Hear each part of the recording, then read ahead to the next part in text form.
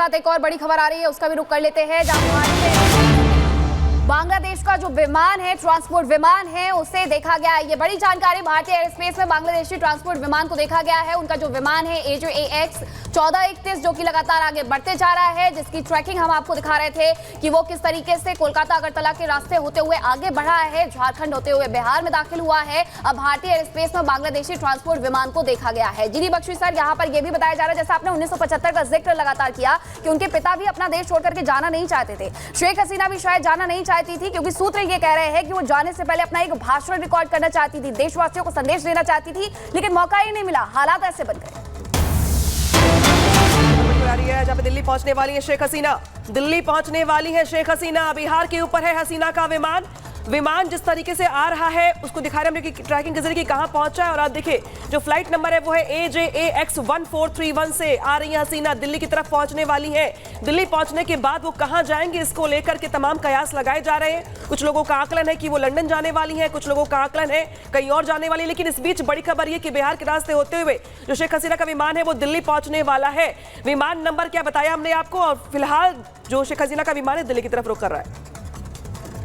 और हमारे साथ मेजर जनरल जीडी बख्शी लगातार जुड़े हुए हैं। बख्शी सर, जो अभी हालात हैं, दिल्ली आने वाली है, खबर ये मिल रही है कि यहाँ से लंदन जा सकती हैं, बीच में ये भी खबरें आई कि फिनलैंड जाने की जानकारी मिली। लेकिन अभी जो हालात है, अंतरिम सरकार की जो बात हो रही है, 18 सदस्यीय अंतरिम सरकार बनेगी, लेकिन आगे क्या है बांग्लादेश के लिए? क्योंकि अभी जो स्थितियां हैं वो ऐसा इशारा करें कि जैसे पाकिस्तान की हालत थी, एक अनस्टेबिलिटी बनी हुई है पाकिस्तान में, वैसी ही अनस्टेबिलिटी अब बांग्लादेश में भी दिखाई दे रही है। देखिए, बिल्कुल कुछ अटकलें मीडिया में लग रही हैं कि ये बांग्लादेश की एयरफोर्स का C-130 विमान है, और जो हेलीकॉप्टर आया वो भी मुझे इंडियन कोई Mi-28 वगैरह नहीं दिखाई दिया था। वो कुछ लगता है विदेशी हेलीकॉप्टर बांग्लादेश की फौज का है। इसका मतलब अगर बांग्लादेश की फौज काफी असिस्ट किया है श्रीमती शेख हसीना को वहां सुरक्षित निकल जाने में, और अगर उनका वो है तो मैं 1 मिनट में आपसे रिजॉइन कर सकता हूं।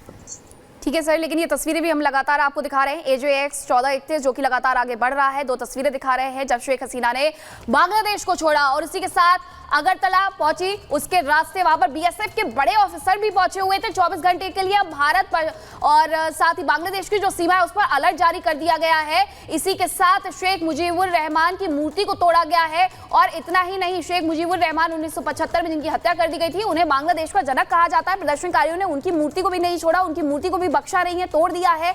अब वो झारखंड के रास्ते, बिहार के रास्ते आगे बढ़ रही है। उनका प्लेन हो सकता है कि दिल्ली आए, दिल्ली के रास्ते हो सकता है कि वो लंदन जाए, कई ऐसे कयास लगाए जा रहे हैं। लेकिन अभी आधिकारिक तौर पर कोई भी पुष्टि नहीं कर रहा है, क्योंकि इसके बारे में कह पाना कुछ भी असंभव सा महसूस हो रहा है कि आखिरकार उनका नेक्स्ट मूव क्या होने वाला है। लेकिन ये एक बात तो तय है, क्योंकि लंदन में वो पहले भी काफी लंबे वक्त तक रही है। जब 1975 में सरकार अस्थिर हुई थी बांग्लादेश में, उस वक्त भी लंदन का रुख उन्होंने भारत के रास्ते किया था, और इसके बाद एक बार फिर से वो भारत के रास्ते हो सकता है कि लंदन की तरफ मूव कर जाए। सीधे रुख करते हैं जीडी बख्शी सर का। जीडी बख्शी सर, जो हालात दिखाई दे रहे हैं बांग्लादेश में, मेरा सवाल दरअसल भारत को लेकर के होगा, क्योंकि भारत से रिश्ते बांग्लादेश के या शेख हसीना के बहुत बेहतर रहे हैं। तो जो तब्दीली हम देख रहे हैं बांग्लादेश में, जो हम सत्ता परिवर्तन देख रहे हैं, इसका कितना असर अब भारत के साथ पड़ने वाला है, भारत के साथ रिश्तों पर पड़ने वाला है, पॉलिटिकल मूवमेंट को पड़ने वाला है? देखिए, 2 टूक शब्दों में कहना पड़ेगा, this is not good for India. जो शेख हसीना वाजिद थी वो बहुत प्रो इंडिया थी, और बड़ा उन्होंने भारत के साथ रिश्तों के सुधार में उनका बड़ी भारी भूमिका रही, बहुत अच्छी भूमिका रही है, और बड़ी सपोर्टिव रही हैं वो भारतवर्ष के लिए।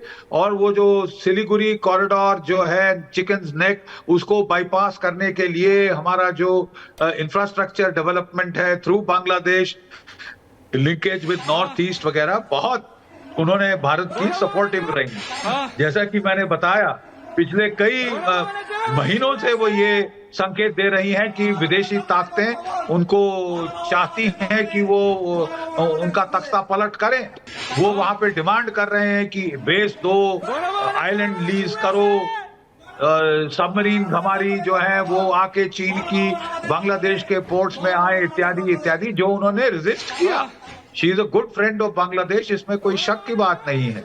ये तो मुझे एक थोड़ा सा ऑर्केस्ट्रेटेड ऑरेंज रेवोल्यूशन जैसी लग रही है, जैसे CIA काफी माहिर है ऐसी चीजों को करने में, मैदान रेवोल्यूशन, अरब स्प्रिंग वगैरह वगैरह, जो कि ये मुद्दा रिजर्वेशन का लेके इतनी बड़ी आग, इतना बड़ा बवाल, ये इतना इमोटिव बनाना, ये तो किसी फॉरेन एजेंसी का हाथ साफ जाहिर, इसमें कोई, मुझे तो कोई शक नहीं लग रहा। आप जिक्र कर रहे हैं फॉरेन एजेंसी का मेजर आप जिक्र कर रहे हैं, लेकिन जरा हम तस्वीरें दिखा दें दर्शकों को। ये तस्वीरें जो आप देख रहे हैं वर्ल्ड एक्सक्लूसिव तस्वीरें आपको दिखा रहे हैं। शेख हसीना का ये बेडरूम है जहां पर प्रदर्शनकारी घुस गए।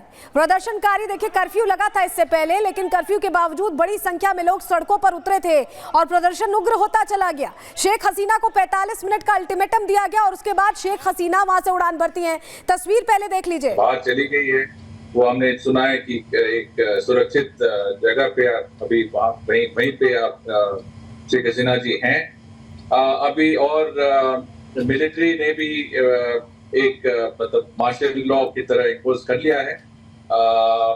और ये शायद महत्वपूर्ण है कि अभी इस परिस्थिति में जो हम बांग्लादेश में देख रहे हैं, वो स्थिति में कोई मतलब ऑर्डर आना चाहिए, कोई इंटरिम ऑर्डर आना चाहिए और ऐसा मतलब इंतजाम होना चाहिए जिससे मतलब लोगों का जो भी मतलब उनके अपेक्षाएं हैं वो पूरी तरह देखा जाए। और इसके अलावा मतलब सेफ्टी और सिक्योरिटी, लॉ एंड ऑर्डर का भी इंतजाम होना चाहिए, मतलब बस होना चाहिए। शेखा साहब, आपको लगता नहीं कि दोबारा बांग्लादेश एक अनार्की, एक रेडिकलाइजेशन, एक मिलिट्री रूल की तरफ जा रहा है? इससे भारत के लिए भी एक बड़े खतरे उत्पन्न हो सकते हैं, स्पेशली जो हमारी नॉर्थ ईस्टर्न स्टेट्स हैं उनके लिए कुछ बड़े खतरे उत्पन्न हो सकते हैं, क्योंकि प्रो पाकिस्तान पार्टीज अब ज्यादा प्रोमिनेंट हो सकती है वहां पे।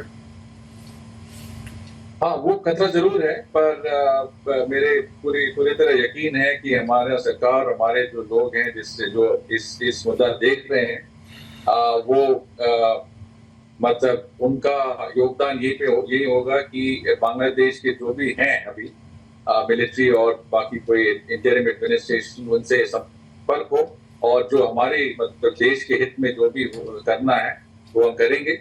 और वहाँ का मतलब वहाँ एक शांतिशील एटमॉस्फेयर और वहाँ पे मेरे ख्याल से सुरक्षा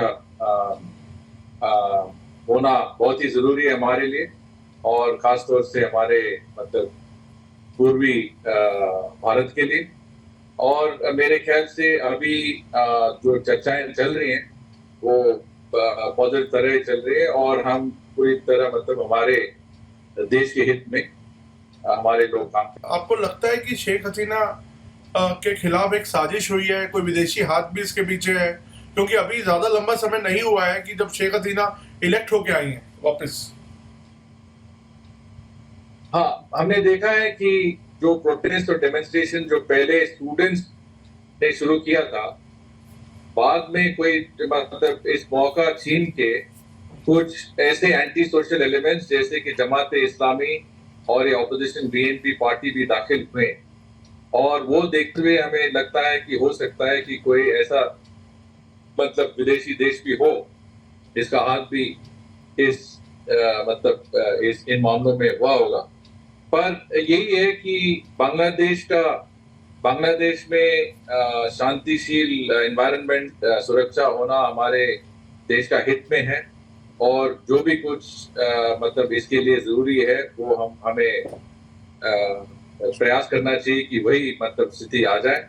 और जो मैं देख रहा हूँ ये थोड़ा सा एक प्रैक्टिकल सोल्यूशन था जिससे शेख हसीना जी देश से बाहर जाकर मतलब कहीं सेफ जोन में चली गई हैं और देश में एक मतलब थोड़ा सा अभी काम और पीसफुल स्थिति आने का संभावना है। और ये भी हमने देखा है कि चीफ आर्मी स्टाफ एक स्टेटमेंट करना चाहेंगे 4:30 बजे, तो इसमें शायद वो थोड़ा सा बताएंगे कि इनका मतलब क्या प्लान है और कैसा मतलब अभी भी हाल में कैसा एडमिनिस्ट्रेशन शासन कैसे चलाएंगे।